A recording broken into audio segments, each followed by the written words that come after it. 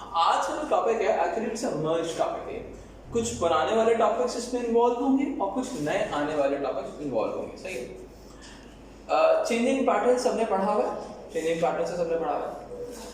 उसके आगे बढ़ रहे हैं आज हम roles and responsibilities of parents and children and grandparents, ठीक है।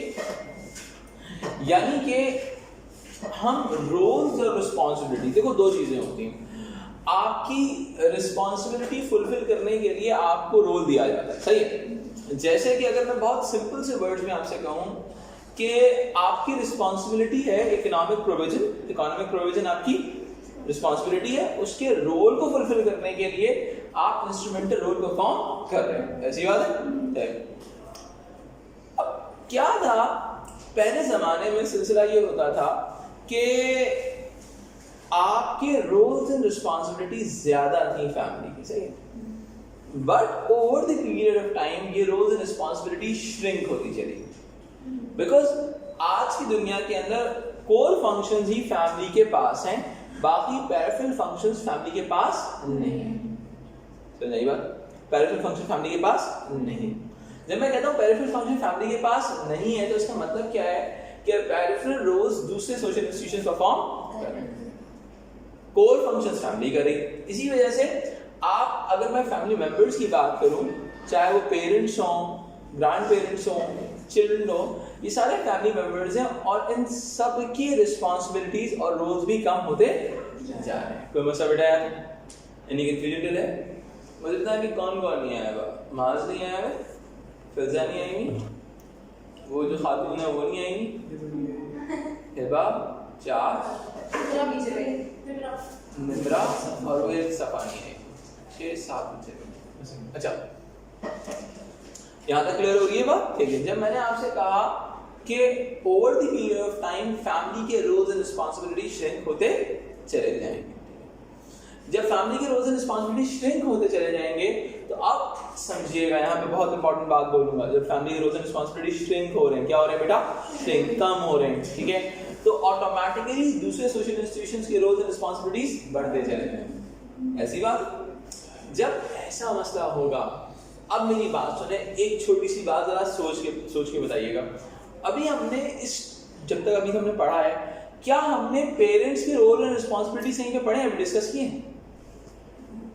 Roles and responsibilities of parents कहीं डिस्कस किया किसी टॉपिक के अंदर? दिमाग चला जरा सा मुझे सर। हाँ, उसमें जो टॉपिक बनाओ है बेटा, कॉन्जुगल रोल्स के अंदर हमने पेरेंट्स के लिए तो रोल्स डिस्कस किए हैं, सही है। यानी कि हमने मेल और फीमेल के रोल जो डिस्कस कर रहे थे, उसके ना बच्चों के रोल भी डिस्कस कर रहे थे हम, तो हम मेल और फीमेल यानी कि हम पेरेंट्स के रोल डिस्कस कर रहे थे। यानी कि अगर मैं बोलूं रोल्स एंड रिस्पॉन्सिबिलिटीज से आपने रिस्पॉन्स आंसर करना है तो आप कॉन्जुगल रोल से सपोर्ट ले सकते हैं, ऐसी बात है। यानी कि आप कॉन्जुगल रोल से आराम से सपोर्ट ले सकते करके काम कर सकते हैं, कोई मसला बेटा यहाँ पे, ठीक है। अब मेरी बात सुनिएगा, यानी कि कॉन्जुगल रोल्स आराम से आप फुलफिल कर सकते हैं, अगर आपने कॉन्जुगल रोल्स किया हुआ है तो आप ऑटोमेटिकली इस चीज को फुलफिल कर सकते हैं, कोई मसला यहाँ था, एनी कंफ्यूजन टेल है। अब आगे बढ़ते हैं, अब देखिएगा, सही है बेटा, क्लियर हो गया।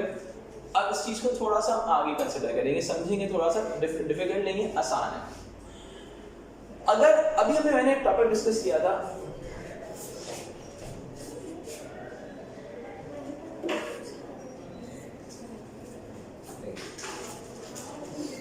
अच्छा मैंने आप लोगों को जब मैं फैमिली पढ़ा रहा था,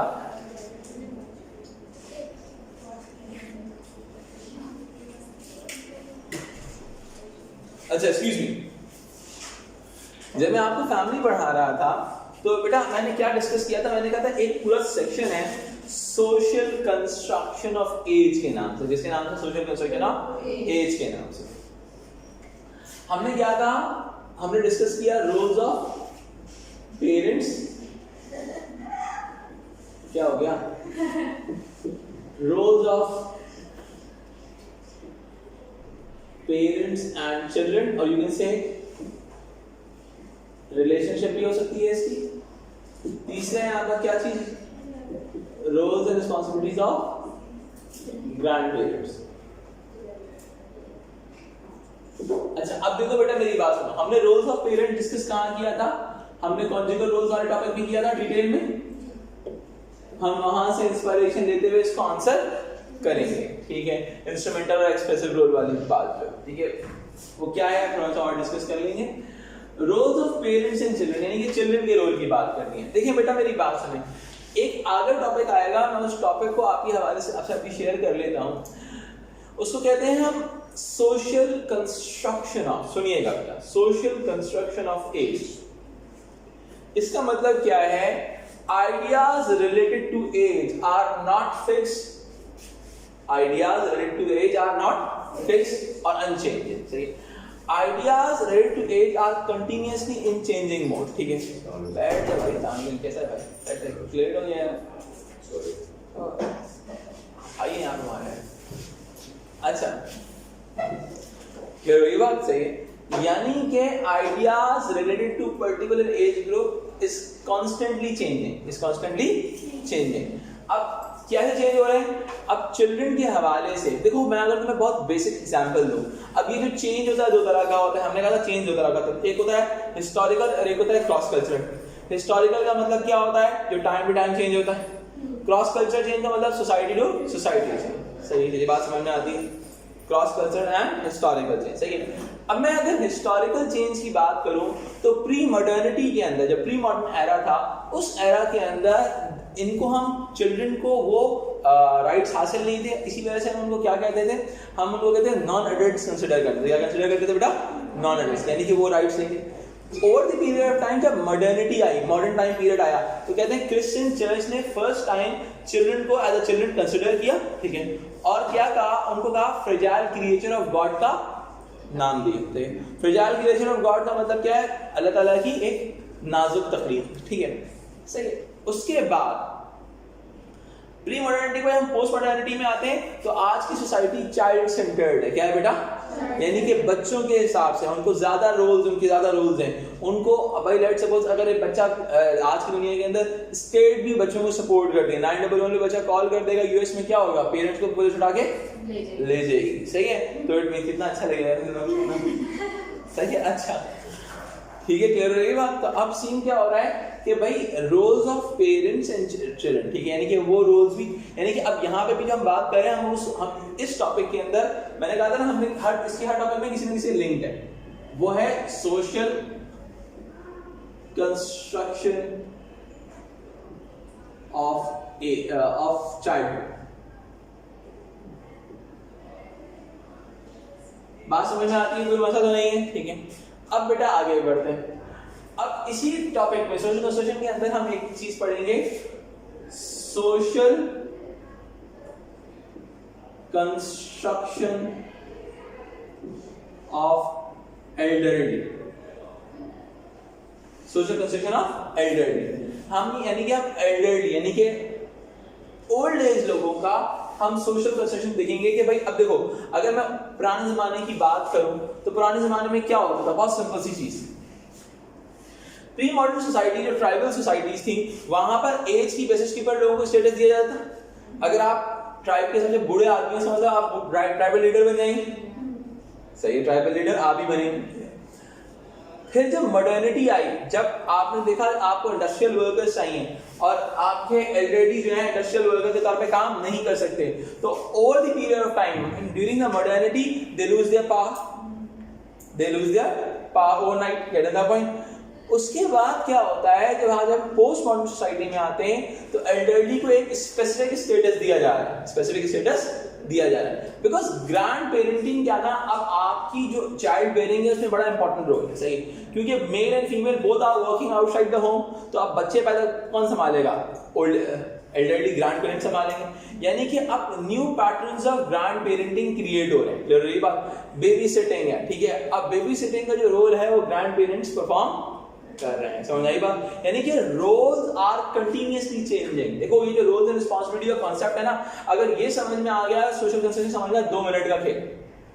अगर ये समझ में आया तो सोशल कंस्ट्रक्शन 2 मिनट का खेल है, तो सोशल कंस्ट्रक्शन में कहीं फंसोगे ही नहीं इंशाल्लाह, ठीक है। देखो roles of grandparents, parents and children, ये जो ज्यादातर क्वेश्चंस आते हैं इसके 90% क्वेश्चन जो आते हैं 8 मार्क्स में आता है। चेंजिंग पैटर्न्स कराया था, जो चेंजिंग पैटर्न्स कराया था उसका सवाल भी अच्छा मैंने तो सैंपल आंसर नहीं करवाया ना, नहीं करवाया, अभी मैं भेजा था मैंने सैंपल आंसर ग्रुप पे भेज दिया था। हाँ एक ही भेजूंगा मैं किसने, हाँ सही, वो मैंने कहा था ना वो एक सैंपल आंसर जो है वो एक्चुअली चाहे कुछ भी हो जाए, चाहे डाइवोर्स हो जाए, मैरिज हो जाए, उसमें इंप्लीमेंट हो जाएगा। उसके देखो मैंने कहा ना ये एक कैटेगरी पे, ये roles of parents grandparents वाला टॉपिक जो है ये एक कैटेगरी में फॉल इन करता है, ठीक है। तो अब क्या है, हमने क्या डिस्कस किया, हमने रोल्स ऑफ पेरेंट डिस्कस किया, जो इसमें इंस्ट्रूमेंटल और एक्सप्रेसिव रोल आ जाता है। अब इंस्ट्रूमेंटल, अब मैं दोबारा वापस पीछे जाऊंगा, थोड़ा डिटेल में डिस्कस करते हुए जाते हैं। Roles of parents and roles and responsibilities of parents and children. अब रिस्पांसिबिलिटीज क्या है, इकोनॉमिक प्रोविजन रिस्पांसिबिलिटी है, सही है। अब क्या है, रोल्स क्या क्या है, एक्सप्रेसिव रोल है और डोमेस्टिक रोल है। अब क्या है, आज की दुनिया में सिमेट्रिकल फैमिली इमर्ज हो रही है, both male and both females are performing the domestic and economic role, domestic and economic role, यानी कि they both are working inside and outside the home, सही है। प्रीवियसली देखो मेरी बात सुनो, जो हमारी मॉडर्न सोसाइटी थी, मॉडर्न सोसाइटी या हमारी इंडस्ट्रियल सोसाइटी जिसको हम कहते हैं, उस सोसाइटी में क्या था, उस सोसाइटी में जो आपके रोल्स थे बड़े स्टीरियोटाइपिकल थे। क्या थे बेटा, स्टीरियोटाइपिकल, यानी कि ये बंदा ये करेगा, ये बंदा ये करेगा, ये बंदा ये करेगा, ठीक है। Over the period of time आज की दुनिया के अंदर रोल्स एंड रिस्पांसिबिलिटीज फिक्स नहीं है। Anyone can do anything, anyone can do any, यानी कि कोई भी चीज फिक्स नहीं कर सकते आप कि ये चीज ऐसे होगी और ये चीज ऐसे होगी,